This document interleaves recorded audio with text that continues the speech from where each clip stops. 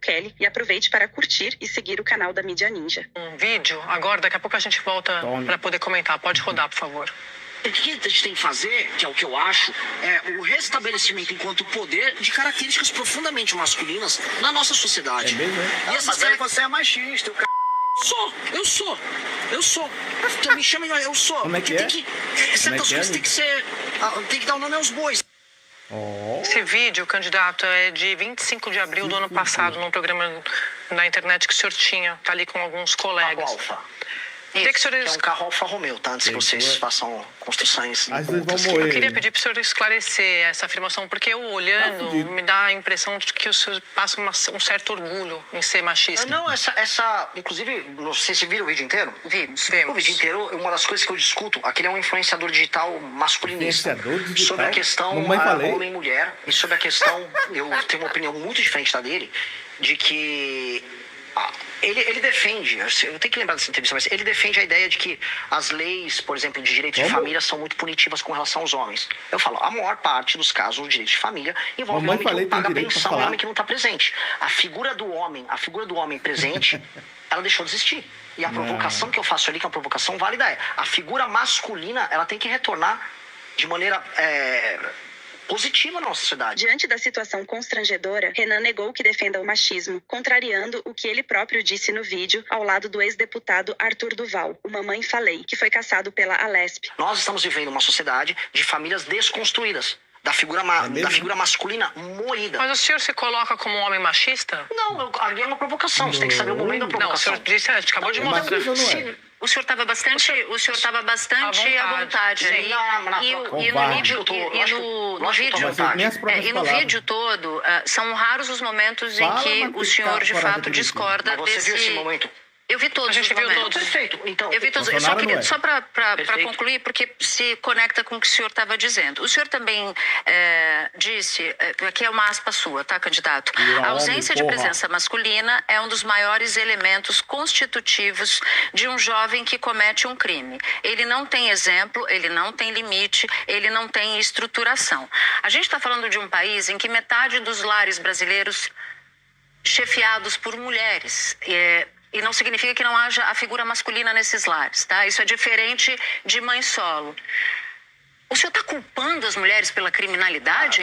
Pelo amor de Deus. É isso? Não, eu queria entender. O maior culpado é o homem. E isso se relaciona com essa fala. Não, é porque quando não tem homem, o lar fica desestruturado e a mulher vai educar um criminoso. Que passa a impressão, candidato, que a mulher não sabe. Deixa eu só concluir, eu juro. Você não deixou concluir. Não, eu vou deixar o senhor concluir. É que isso passa a impressão de que o senhor não tem apreço pelo que as mulheres fazem na educação de seus filhos. Por que eu estou te dizendo isso? Isso soa como? Só o homem, se não tiver homem... E eu não estou dizendo aqui que as famílias, os filhos não precisam de pais. Todo mundo precisa. Responsabilidade afetiva, responsabilidade financeira.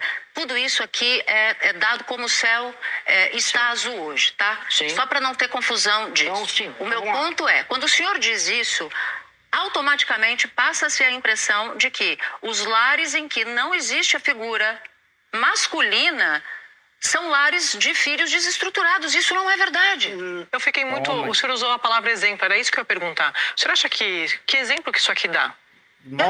Honestamente, eu não estou preocupado com isso. Mas o senhor é um líder de um grupo político, que tem seguidores.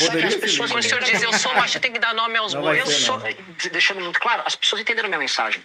O que elas entenderam com essa mensagem? A mensagem que eu falo sempre disso. Esse tema coragem de admitir o que falou. A figura masculina presente, o bom pai, o bom tio, o homem presente, o bom avô, isso tem que ser restabelecido, não combatido. Ao dizer o óbvio que o discurso do candidato é contra a mulher, Renan resolveu atacar Andréa Sadi com a seguinte resposta: se você não entendeu a provocação, paciência. Em vez de a gente discutir como restabelecer a boa autoridade masculina, candidato, o bom exemplo masculino... Quando o senhor diz que o senhor é machista, o recado que passa é que é um discurso violento contra mulheres. Bom, então tente achar eu falando alguma coisa de discurso violento contra mulheres nesse contexto aí. O senhor disse, sou machista.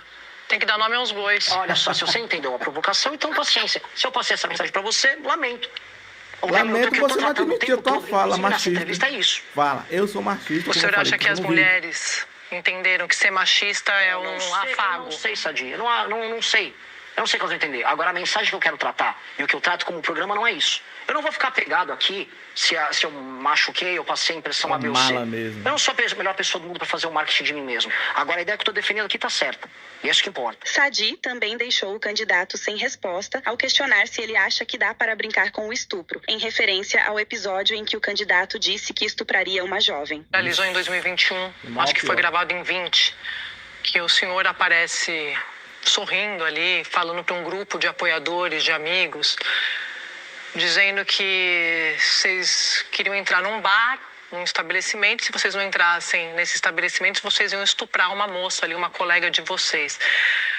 Queria perguntar para o senhor, eu vi esse vídeo, a gente viu várias vezes, eu pensando em trazer essa pergunta aqui, o senhor acha que dá para brincar com o estupro? Não. Por que o senhor...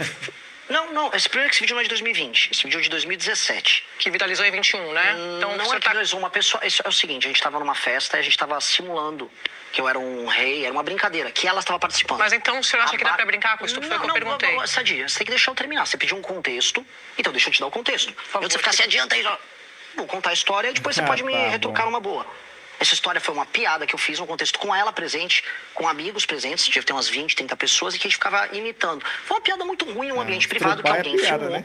E aí, tirando de contexto, parece que eu tô fazendo aquele comentário ou como uma piada, ou como um statement, ou como uma declaração. Não, era uma piada muito ruim que eu me arrependo. Piada? Isso eu me arrependo. Aquilo lá daquele piada, podcast eu não me arrependo porque é um comentário dentro de um contexto que a gente tava falando dessa relação homem-mulher. Agora, daquilo ali, me arrependo. E me arrependo muito pela minha amiga Bárbara, que ela todas as vezes é usada como um porrete pra ficar dando porrada em mim. É minha amiga, me defendeu todas as vezes. Esse tema foi alvo de ações, de denúncias, da Damares Alves, do Nicolas Ferreira, que falaram que eu tava incitando estupro. Todas as vezes essa minha amiga Bárbara teve que ir lá me defender, e me defendeu todas as vezes muito bem. E a defesa que ela fez, toda vez, ninguém se preocupa se estão enchendo o saco dela, se estão expondo ela. Mas vocês que expuseram ela, candidato. Não, eu não expusei, não. Não, eu não gravei esse vídeo. Vocês... Eu não gravei esse vídeo. Se alguém gravou. Mas fato de falar. Mas só uma coisa. Fato de falar. Só o fato de falar. Ruim, eu me arrependo da piada. O oportunismo de Renan Santos e do seu grupo Missão tenta surfar no populismo barato do presidente de El Salvador, Nayib Bukele, mas quando confrontado com a realidade, ele patina para se explicar. Confira a aula que ele tomou. O senhor se inspira muito, e eu ouço muito o senhor falar do Bukele em El Salvador. Bukele, presidente... Eu queria saber do senhor se é nisso aqui que o senhor se inspira, agora ampliando mais para o plano de segurança como um todo. Olha só, a gente sabe, ele reduziu de forma drástica o crime, mas olha só a que custo. Prisão sem mandado, ampliação do tempo de prisão sem ordem judicial, redução drástica de habeas corpus, dificuldade de acesso a advogados, prisões baseadas em denúncia anônima, perfil territorial e até tatuagem. O senhor sabe disso, o senhor acompanha. Isso aqui é a fórmula. Queria saber se o senhor vai fazer uma coisa parecida dessas no Brasil. A fórmula é o que está disposto no livro amarelo e boa parte daquilo que a gente defende passou agora no Congresso Mas disso aqui que eu falei, o senhor bebe nessa fonte? Não, eu bebo na fonte da capacidade de ação e resolução do Estado. El Salvador não é igual ao Brasil. Eu vou dar um exemplo. Eu respeito e acredito muito na ideia de que o poder executivo tem que ser capaz novamente de executar coisas. As pessoas em El Salvador não tinham mais autoestima, as pessoas não conseguiam andar nas ruas. E ele teve um approach, ele teve uma vontade de ação que ele conseguiu realizar e concretizar uma mudança. Eu respeito isso. Agora, o Brasil não é El Salvador. Eu não vou concordar com tudo que ele faça, nem ele vai concordar eventualmente, me tornando presidente, com tudo que eu faça. O Noboa, vocês pegarem um caso, para fazer uma crítica boa ao modelo de El Salvador, o Noboa tentou copiar o que o Bukele fez em El Salvador num contexto equatoriano. Não funcionou como El Salvador, porque o Equador tem um tráfico internacional de drogas, tem um cartel chamado Los Lobos, poderosíssimo. Mas onde é a diferença do senhor para ele, então? Já que a gente está falando da diferença. Lá, criticam que ele faz, por exemplo, julgamentos coletivos ou prisões sem mandado. Não faria isso. Até porque a Constituição aqui não permite. Mas não é uma transposição. O que o Bukele fez está num contexto salvadorenho, dentro de um sistema normativo dele. O que nós vamos fazer vai ser dentro de um contexto nosso. Mas então, já que a gente está falando de Brasil, vamos fazer um ponto a ponto aqui. Prisão sem mandado. Não acredito em prisão sem mandado. Ampliação do tempo de prisão sem ordem judicial. Tem que ter ordem judicial. Concordo? Redução drástica de habeas corpus. O habeas corpus, se você cometeu um crime hediondo, você não tem direito ao habeas corpus. Dificuldade de acesso a advogados. Não, você tem que ter acesso a advogado. Julgamento coletivo, você já falou que é com prisões baseadas em denúncia anônima, perfil territorial e tatuagem. Não, para você ser enquadrado como membro de uma facção, Você tem que ter uma investigação prévia. Mas então o que o senhor vai fazer de parecido com o Bukele? Eu não entendi. Pelo amor de Deus, eu acabei de falar. O enfrentamento ao crime organizado Mas essa é a forma, a bula. Se essa é a bula... Não, fala merda e bula depois não aceita o que falou. Esses elementos. A construção de grandes presídios. A ideia de que você vai tratar a facção criminosa como um ente anômalo dentro da sua sociedade. E aí você vai ampliar a capacidade de ação do Estado. Por exemplo, ele criou um estado de exceção. O estado de exceção... Eu quero... Só pra gente entrar nisso, mas antes... É a minha resposta pra ela. Não, mas é porque eu vou complementar e você vai ter chance de dar a resposta para as duas. São muitos vídeos, muitas falas suas em que o senhor parece ter muito mais inspiração, se inspirar muito mais no Bukele do que o senhor está descrevendo agora.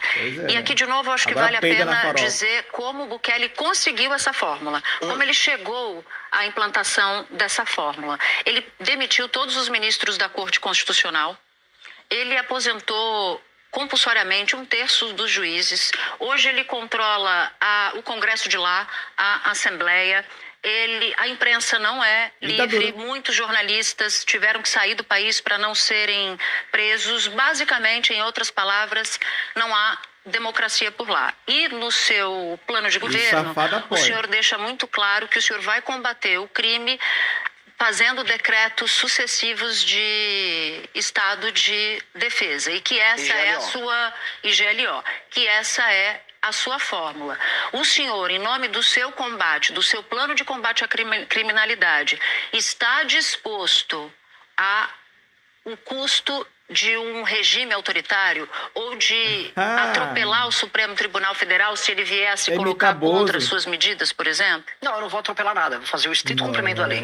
O estado de defesa, que é necessário para que uma operação policial aconteça em uma favela ou numa cidade tomada pelo crime, se necessário, será colocado naquela região. Então o senhor não vai fazer nada como o Bukele. Mas eu não sou o Bukele. Eu sou brasileiro, meu nome é Renan Santos. Eu não sou neto de palestinos. Eu tenho outra família, eu nasci na Moca, eu moro no Brasil e eu vou criar políticas de segurança muito duras para destruir o crime num contexto brasileiro. Mas o senhor fala desses sucessivos decretos de estado de defesa... Pontuais em locais diferentes. Eu sei, mas como é que garante, o senhor sabe, suspende direitos? A gente vai atuar... Como é que garante que o morador, que não tem nada a ver com crime, não vai ter os direitos suspensos? O morador já não tem direito nenhum. Como é que vai fechar essa conta? O senhor falou dos superpresídios, tá? Isso... Tem aos montes, nas falas do senhor, está no plano de governo, o senhor se inspira no Secoste, falando em El Salvador. Isso eu gosto muito. Então, o senhor acabou de repetir isso aqui. Mas como é que vai fechar essa conta? Porque o senhor promete cortar 3 trilhões.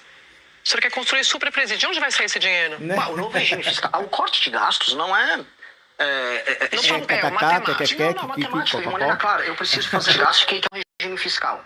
O que é o novo regime fiscal? Tudo aquilo que envolve gatilhos para aumento automático de gastos, por exemplo, as indexações e as vinculações, eles vão virar corte, a redução deles